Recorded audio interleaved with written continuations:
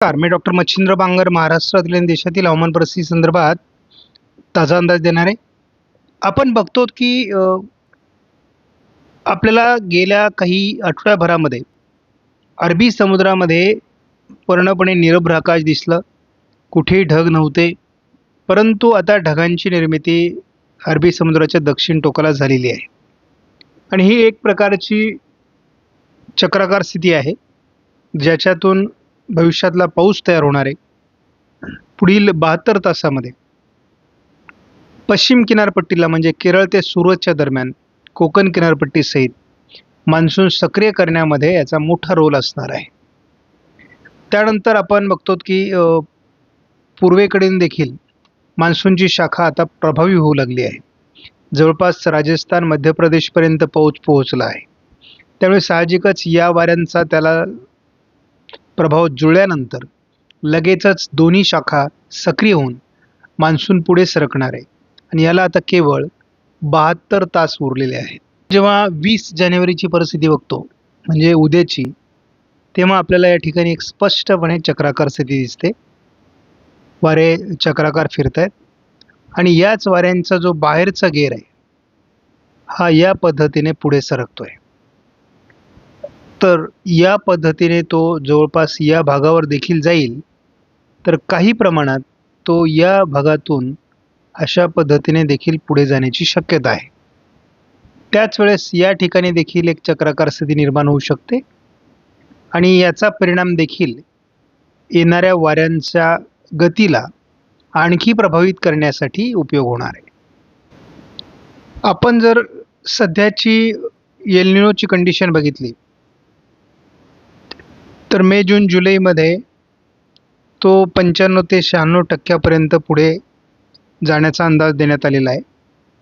जून, जुलै, ऑगस्टमध्ये देखील तो 98-97% दरम्यान असेल. त्यानंतर जून, जुलै, ऑगस्ट, सप्टेंबरमध्ये देखील तो 98-99% असणार आहे. ऑगस्ट, सप्टेंबर, ऑक्टोबरमध्ये तो 100% आणि सप्टेंबर, ऑक्टोबर, नोव्हेंबरमध्ये देखील तो 100% असणार आहे. हे 100%चं प्रमाण देखील जवळपास नोव्हेंबर, डिसेंबर, जानेवारीपर्यंत असणार आहे आणि मग पुढे तो जवळपास पुढच्या मान्सूनपर्यंत सक्रिय राहण्याची शक्यता आहे. एवढंच आहे की त्याचा प्रभाव हळूहळू कमी व्हायला लागेल. परंतु हा सुपर एल निनो म्हणा किंवा स्ट्रॉंग एल निनो जवळपास 12 महिने राहील असं दिसते आणि त्यामुळे दोन्ही मान्सून बऱ्यापैकी खराब करण्याची शक्यता या ठिकाणी दिसते. मात्र पुढच्या मान्सूनमध्ये याचा प्रभाव उतरता असल्यामुळे आपल्याला इतर घटक मदत करू शकतात असा अंदाज आहे. आपल्याला साधारण मे, जून, जुलै किंवा जुलै, ऑगस्ट, सप्टेंबरच्या दरम्यान त्याचा प्रभाव थोडा हलकासा कमी दाखवण्यात आलेला आहे. परंतु जुलै, ऑगस्ट, सप्टेंबर थोडा तो स्ट्रॉंग होतोय आणि ऑगस्ट, सप्टेंबर, ऑक्टोबरमध्ये तो आणखी तीव्र होतोय. म्हणजे 2.2°C दरम्यान त्याचा प्रभाव हा जुलै, ऑगस्ट, सप्टेंबरमध्ये सुरू होणार आहे. परंतु त्याची तीव्रता ऑगस्ट, सप्टेंबर, ऑक्टोबरमध्ये वाढणार आहे. सप्टेंबर, ऑक्टोबर, नोव्हेंबरमध्ये तो अधिक तीव्र असण्याची शक्यता आहे आणि ऑक्टोबर, नोव्हेंबर, डिसेंबरमध्येही तो तीव्रच आहे. परंतु याहून एक असं स्पष्ट होतं आहे की याची तीव्रता जानेवारी, फेब्रुवारी, मार्चमध्ये पुन्हा कमी व्हायला लागेल आणि मग मान्सून येऊपर्यंत त्याचा प्रभाव बऱ्यापैकी कमी झालेला असेल. परंतु तरी देखील पुढच्या वर्षीच्या मान्सूनवर देखील एल निनोचा प्रभाव राहील असा एक प्राथमिक अंदाज. आपण उद्या 19 तारखेचं वातावरण जर बघितलं तर महाराष्ट्रामध्ये खास करून विदर्भामध्ये थोड्या हलक्या पावसाच्या ॲक्टिव्हिटीज आहेत. बाकी विशेष जोर नाही.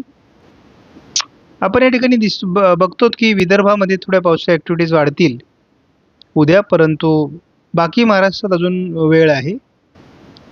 GFS मॉडेलने एक हलकी चक्राकार स्थिती या ठिकाणी दाखवलेली आहे आणि तिचा इफेक्ट या भागात थोडा जाणवण्याची शक्यता सुरुवातीला दिसते.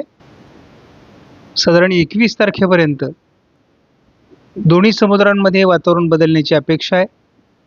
परंतु GFS मॉडेलने महाराष्ट्रामध्ये लगेचच पावसाळी परिस्थिती फारशी दाखवलेली नाही.